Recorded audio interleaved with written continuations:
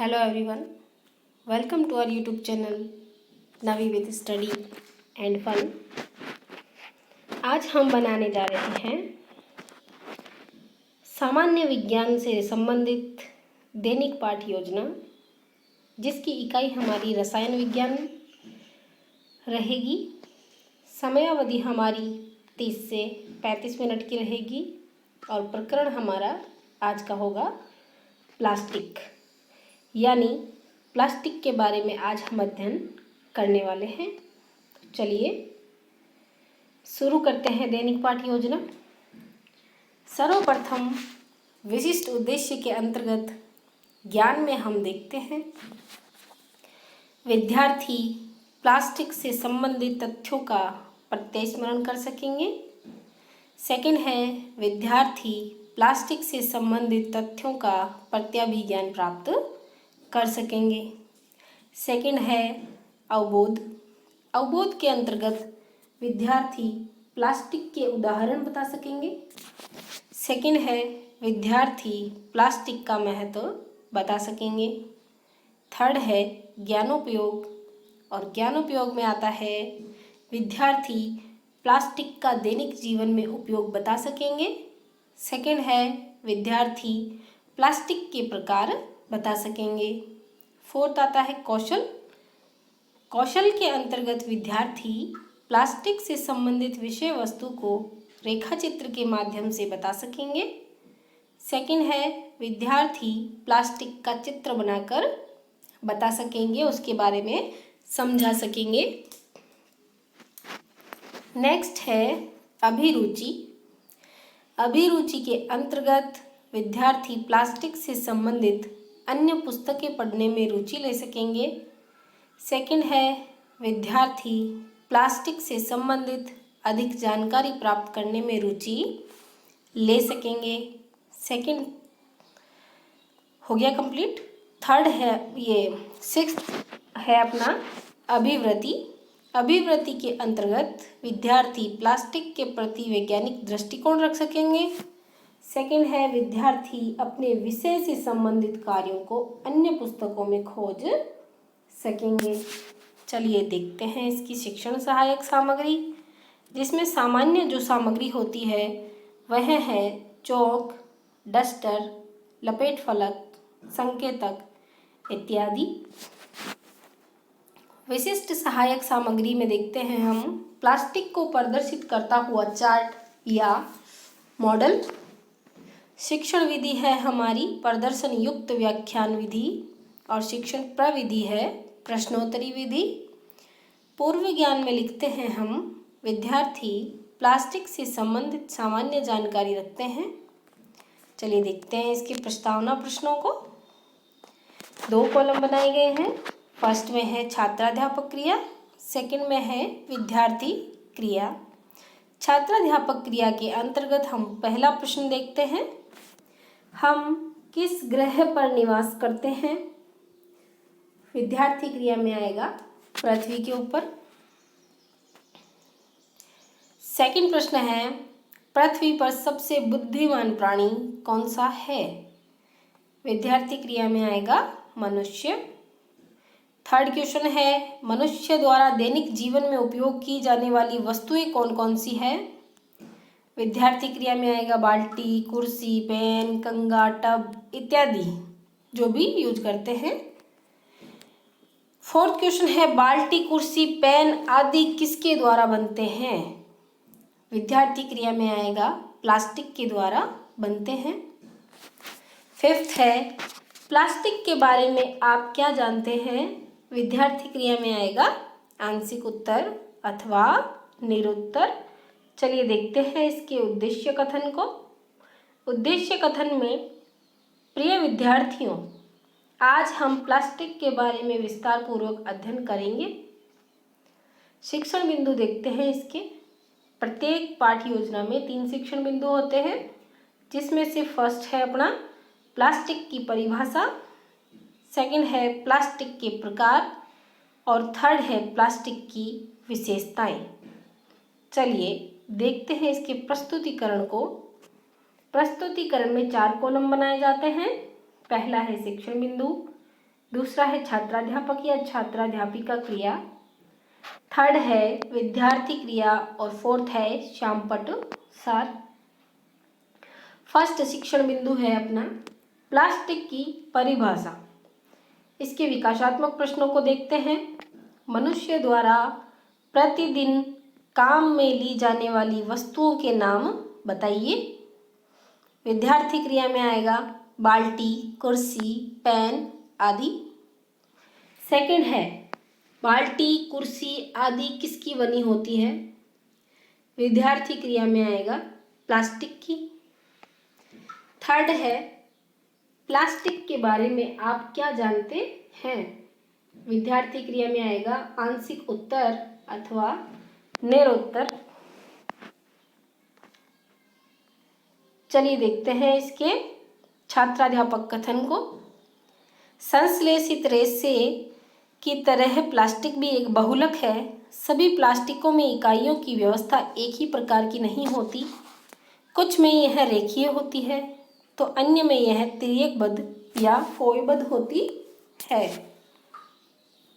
Plastic का पुनः चक्रण हो सकता है, यानी प्लास्टिक को हम रीयूज भी कर सकते हैं। वापस से भी हम प्लास्टिक का कुछ ना कुछ बना सकते हैं उसको पिघला करके, जैसे कि लोहा, सोना आदि का हम बनाते हैं। उसी प्रकार से प्लास्टिक का भी हम पुनः चक्रण कर सकते हैं। इसे पुनः प्रयुक्त किया जा सकता है। इसे रंगा और पिघलाया भी जा सकता है। इसे बेलनाकार चादरों में भी बदला जा सकता है अथवा इसकी तारें भी बनाई जा सकती है। प्लास्टिक की तार भी बनती है। तो यहाँ हमारा छात्राध्यापक जो कथन है वह समाप्त होता है। विद्यार्थी क्रिया में लिखेंगे विद्यार्थी, ध्यानपूर्वक सुनेंगे एवं समझेंगे। शामपट्ट कार्य आप स्वयं कर लें। चलिए देखते हैं इसके बोध प्रश्नों को। बोध प्रश्नों में पहला प्रश्न है प्लास्टिक में इकाइयों की व्यवस्था किस प्रकार होती है? विद्यार्थी क्रिया में आएगा रेखीय और तिर्यकबद्ध रूप में। सेकंड है प्लास्टिक को बेलकर किस में बदला जा सकता है? विद्यार्थी क्रिया में आएगा चद्दरों में बदला जा सकता है। सेकंड है अपना शिक्षण बिंदु प्लास्टिक के प्रकार। प्लास्टिक के प्रकार जानने से पहले हम इसके विकासात्मक प्रश्नों को देखते हैं। पहला प्रश्न है बाल्टी, कुर्सी आदि किसके बने होते हैं? विद्यार्थी क्रिया में आएगा प्लास्टिक के। सेकंड है प्लास्टिक कितने प्रकार की होती है? विद्यार्थी क्रिया में आएगा 2 प्रकार की। थर्ड क्वेश्चन है प्लास्टिक के दोनों प्रकारों के बारे में बताइए। विद्यार्थी क्रिया में आएगा आंशिक उत्तर अथवा निरुत्तर। चलिए देखते हैं इसके छात्राध्यापक कथन को। चलिए देखते हैं इसके छात्राध्यापक कथन को। छात्राध्यापक कथन के अंतर्गत प्लास्टिक 2 प्रकार की होती है। प्लास्टिक जो गर्म करने पर आसानी से विकृत हो जाती है और सरलता से मुड़ जाती है, थर्मोप्लास्टिक कहलाती है। और पॉलीथीन और पीवीसी थर्मोप्लास्टिक के कुछ उदाहरण हैं। कुछ प्लास्टिक ऐसे होते हैं जिन्हें एक बार सांचे में डाल दिया जाता है तो इन्हें ऊष्मा देकर गर्म नहीं किया जा सकता। ये थर्मोसेटिंग प्लास्टिक कहलाते हैं, जैसे कि बेंकेलाइट, मेलामाइन इत्यादि। यहाँ हमारा छात्राध्यापक कथन समाप्त होता है। विद्यार्थी क्रिया में लिखेंगे विद्यार्थी, ध्यानपूर्वक सुनेंगे एवं समझेंगे। चलिए देखते हैं इसके बोध प्रश्नों को। बोध प्रश्नों में पहला प्रश्न है थर्मोप्लास्टिक के उदाहरण बताइए या दीजिए। तो विद्यार्थी क्रिया में आएगा पॉलीथीन, पीवीसी। सेकंड क्वेश्चन है थर्मोसेटिंग प्लास्टिक के कोई उदाहरण बताइए। विद्यार्थी क्रिया में आएगा बेंकेलाइट या मेलामाइन। चलिए देखते हैं थर्ड शिक्षण बिंदु प्लास्टिक की विशेषताएं। प्लास्टिक की विशेषताओं के बारे में जानने से पहले हम इसके विकासात्मक प्रश्नों को देखते हैं। पहला प्रश्न है खिलौने, कुर्सी आदि किससे बनते हैं? विद्यार्थी क्रिया में आएगा प्लास्टिक से बनते हैं। सेकंड है प्लास्टिक की कुचालकता, अभिक्रियाशीलता आदि क्या कहलाते हैं? विद्यार्थी क्रिया में आएगा प्लास्टिक के गुणधर्म। थर्ड क्वेश्चन है प्लास्टिक के गुणधर्मों या विशेषताओं के बारे में बताइए। विद्यार्थी क्रिया में आएगा आंशिक उत्तर अथवा निरुत्तर। चलिए देखते हैं इसके छात्राध्यापक कथन को। प्लास्टिक के गुणधर्म कुछ इस प्रकार है। ए है प्लास्टिक अनभिक्रियाशील है। चलिए देखते हैं कैसे है। प्लास्टिक जल और वायु से अभिक्रिया नहीं करती, उनका संरक्षण से भी आसानी से नहीं हो पाता।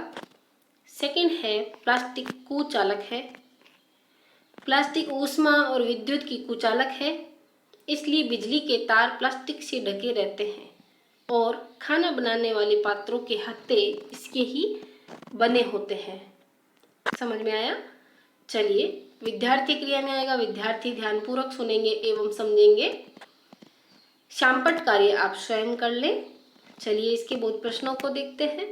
बोध प्रश्नों में पहला जो प्रश्न है वह है प्लास्टिक किसके साथ अभिक्रिया नहीं करता है। विद्यार्थी क्रिया में आएगा जल और वायु के साथ अभिक्रिया नहीं करता।